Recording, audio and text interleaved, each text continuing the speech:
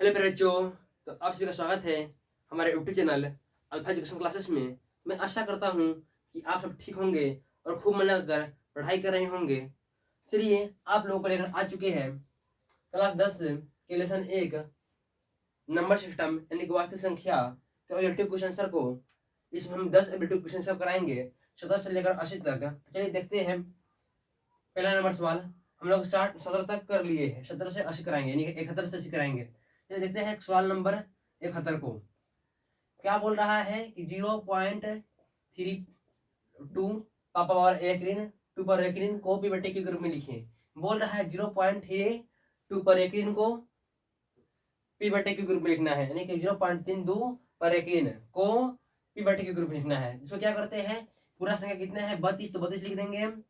और 21 पर एक ही नहीं है तो 3 पर एक ही नहीं है तो 3 माइनस घटा देंगे।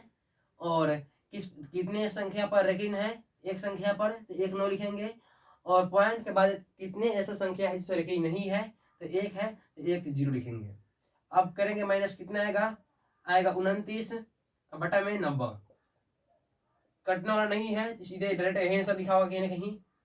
ये नहीं होगा आपका आंसर हो जाएगा बी। आपका आंसर क्या हो जाएगा बी। अब चलते हैं सवाल नंबर 72 की ओर। 72 में क्या बोल रहा है कि 2 तथा 2.5 यानी कि 2 तथा ढाई के बीच का अपरिमेय संख्या कौन सा है। अब देखिए √11 देखेंगे यानी कि √9 का ही हो जाता है 3। √11 9 से भी ज्यादा है यानी कि 2 और 2.5 से भी ज्यादा हो गया, 3 से ज्यादा है तो 9 और 2.5 से भी ज्यादा होगा, इसलिए नहीं होगा। √5 देखेंगे और यही आंसर भी होगा √5। देखिए √4 का होता है 2 और √5 2 से कुछ अधिक होगा। अगर √9 का होता है कि 3 रूट मतलब कि √9 और √4 के बीच में है √5, इसलिए ये आंसर हो सकता है 22। देखिएगा तो ये 9 से भी ज्यादा है, ये तो और भी मतलब अधिक हो जाएगा। 12 है 9 से अधिक है तो ये भी ऑप्शन आपका नहीं होगा। ऑप्शन आपका हो सकता है तो √5। इसमें यही था। हम 2 सवाल को देख चुके हैं। चलते हैं सवाल नंबर तीसरे की ओर। सवाल नंबर 3 में यानी कि सवाल नंबर कुल मिलाकर 73 में क्या बोल रहा है। देखिए सवाल नंबर 73 जो है बोल रहा है कि संख्या रेखा पर प्रत्येक बिंदु प्रदर्शित करता है। तो हम बताए थे कि संख्या रेखा पर प्रत्येक बिंदु कौन सा हो सकता है, सम संख्या भी हो सकता है, विषम संख्या भी हो सकता है, प्राकृतिक संख्या भी हो सकता है, पूर्णांक संख्या भी हो सकता है, पूर्ण संख्या भी हो सकता है, परिमेय भी हो सकता है, अपरिमेय भी हो सकता है, भाज्य भी हो सकता है, अभाज्य भी हो सकता है। इतने प्रकार की संख्या रेखा पर हो सकती है। यानी कुल मिलाकर संख्याओं का समूह हो सकता है संख्या रेखा पर। तो जब संख्याओं का समूह होगा तो आंसर क्या हो जाएगा वास्तविक संख्या, क्योंकि संख्याओं के समूह को वास्तविक संख्या कहते हैं। तो आपका आंसर हो गया 73 का ए। चलते हैं 74 नंबर सवाल। 74 नंबर सवाल क्या बोल रहा है, 74 नंबर सवाल कि 23.43 पर एक ऋण को पिवट के ग्रुप में लिखना है। तो सबसे पहले भाई संख्या जो है लिख देना है 3 2 3 4 3। कितने पर यकीन नहीं है, 2 3 पर यकीन नहीं है तो उसको माइनस करेंगे। और कितने पर यकीन है 2 पर तो 2। पॉइंट के बाद कोई ऐसा संख्या है जिस पर यकीन नहीं है, ऐसा कोई संख्या नहीं है। अगर होता तो उसके बाद जरूर लिखते। चलिए तो नहीं है तो वो नहीं हो जाएगा। माइनस करेंगे आएगा 23 और इतना में हटाएंगे तो आएगा 20 बाई 99। जहां भी 23 20 बाई 99 है आपका आंसर हो जाएगा ऑप्शन फर्स्ट। चलते हैं सवाल नंबर 75 की ओर। 75 में क्या बोल रहा है कि 6 100 वाई यानी कि कुल मिलाकर 6 100 करने वाला x 4 खेपा,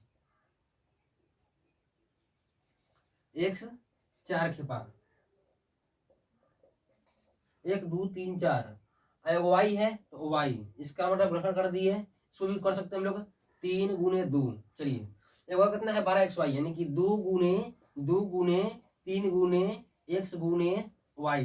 अब इसमें मिलाना पड़ता है कौन कौन मिलेगा। तो एगो तो y कॉमन हो गया, एगो x कॉमन हो गया, और एगो 3 कॉमन हो गया, और एगो 2 कॉमन हो गया। जो भी कॉमन है क्या बोल रहा है इतना और इतना का महत्तम समापवर्तक करने का मतलब HCF। HCF में हम लोग क्या करते हैं, इसमें से जो कॉमन होता है उसी को लिख लेते हैं। तो HCF हमारा क्या हो जाएगा 2 गुने 3 गुने एगो x गुने एगो y यानी कि 2 3 6 6xy। ये नहीं होगा आंसर, ये भी नहीं होगा, ये भी नहीं होगा। ऑप्शन डी हमारा इज राइट होगा। हमारा ऑप्शन क्या होगा ऑप्शन डी सही होगा। चलते हैं सवाल नंबर 76 की ओर। कितने नंबर सवाल की ओर है 76। देख लीजिए 76 नंबर सवाल में क्या बोल रहा है कि √10 क्या बोल रहा है 76 नंबर सवाल में कि रूट 10 गुने रूट 15 इजिकल बराबर कितना होगा। तो रूट 10 गुने रूट 15 रूट में 150 हो जाएगा, रूट में 150 हो जाएगा। और 150 का रूट निकालेंगे तो क्या करेंगे, इसका निकालेंगे एलसीएम। 2 से करेंगे 25, फिर 5 से करेंगे कितना आएगा 15 यानी कि 15, फिर 5 से करेंगे 3, 5 5 मिल गया तो 5 बाहर हो जाएगा, और 2 गुने 3 नहीं मिला तो 2 3 6 अंदर हो जाएगा, यानी कि 5 रूट 6। तो ऑप्शन आपका 5 root 6 option A, option A 5 root 6। चलते हैं सवाल नंबर 77 की ओर। क्या बोल रहा है कि 1.34 को परिमेय संख्या के रूप में लिखना है। 1.34, चलिए 1.34 इसको उड़ाएंगे बटा में 100 आएगा, क्योंकि एक के इसके बदले 1 मतलब पॉइंट के बदले 1 और उसके बाद में 2 अंक है तो 2 जुड़े। इसको काटेंगे 67 यानी कि 67 दूना 134 और 50 दूना 100। अब देखिए कटने वाला नहीं है, कितना गया 67 बटा 50, तो आपका आंसर क्या हो जाएगा 67 बटा 50। तो जहां भी 67 बटा 50 है आपका आंसर क्या हो जाएगा सी हो जाएगा। चलिए चलते हैं नेक्स्ट नंबर सवाल 78 नंबर सवाल की ओर। कितना सवाल की ओर 78। 78 में क्या बोल रहा है, ये हो गया वो हो गया, बोल रहा बच गया 78 नंबर सवाल। क्या बोल रहा है कि 0.23 को परिमेय संख्या के रूप में लिखना है। 0.23 को परिमेय संख्या के रूप में लिखना है, यानी कि पी के ग्रुप में 0.23 को पर एकीन है, हाँ रेकीन है। तो देखिए संख्या कितना है 23, और कितने संख्या पर एकीन है 2 संख्या पर, यानी कि 23/99। कटने वाला नहीं है इसलिए आपका 23/99 ही आंसर हो जाएगा, नहीं होगा यही सही होगा 23/99 इज राइट आंसर। तो आप अभी 78 देख लिए हैं, अभी 80 बोले हैं, अभी 2 और सवाल को देखेंगे। चलते हैं सवाल नंबर 79 की ओर। हम लोग 78 तक देख लिए हैं, चलते हैं सवाल नंबर 79 की ओर। 79 में बोल रहा है कि 2 संख्याओं का गुणनफल बराबर होता है HCF plus LCM, HCF minus LCM, HCF गुना एलसीएम, एचसीएफ भागा एलसीएम। ये फार्मूला हम जानते हैं कि 2 संख्याओं का गुणनफल बराबर है एचसीएफ गुने एलसीएम, यानी कि ऑप्शन सी। चलते हैं 80 नंबर सवाल की ओर। संख्याओं 50 और 25 के एचसीएफ और एलसीएम को निकालना है। देखिए हम लोग इसको दो तरह से निकाल सकते हैं। संख्याओं 50 और 25 यानी कि संख्या 2 दिया है 200, इन्हें हम लोग जानते हैं कि 2 संख्या का गुणनफल यही बराबर एचसीएफ गुने एलसीएम। तो इसको दोनों को गुना करना डायरेक्ट तभी हो जाएगा, या फिर इसका एलसीएम और एचसीएफ निकाला गुना करेंगे तभी हो जाएगा। यानी कि अब रेटो बनाना है किस तरह से बना सकते हैं, तो दोनों को डायरेक्ट गुना कर दीजिए आपका आंसर आ जाएगा 50 गुने 25 कीजिएगा, आंसर आएगा 1250। अगर नहीं मान चलता है तो देख लीजिए, अगर दे दिया रोटी बनाने के लिए तो कैसे बनाएंगे, इसका एचसीएफ निकालेंगे और एलसीएम निकालेंगे, यानी कि 50 और 25 लिखेंगे, इस तरह से बनाएंगे 2 गुने 5 गुने 5, 2 बच्चे 10 बच्चे 50। इसको उसी तरह से करेंगे 5 गुने 5 50 25 कॉमन लेंगे, निकल जाएगा एचसीएफ। एचसीएफ निकालने के लिए क्या करते हैं, जो कॉमन मिल गया आपको एचसीएफ हो जाएगा, तो 5 गुने 5 यानी कि 25 हो गया आपका एचसीएफ। एलसीएम क्या जाएगा, तो एलसीएम में जो बच्चा वो भी और जो कॉमन है वो भी, तो 5 गुने 5 कॉमन है, अब बच्चा 2 यानी कि 50 25 गुना 50 गुना कीजिए कितना आएगा 1250, यानी किसी तरह कीजिए आपका ऑप्शन भी आएगा।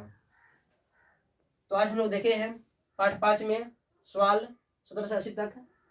हम लोग 17 से पहले पार्ट 4 में बना चुके हैं। अगर आपको देखना होगा तो आप जाकर प्ले लिस्ट में देख सकते हैं। तब तक के लिए जय हिंद दोस्तों, मिलते हैं नेक्स्ट वीडियो में नई ऊर्जा और जोश के साथ। तब तक के लिए बाय बाय।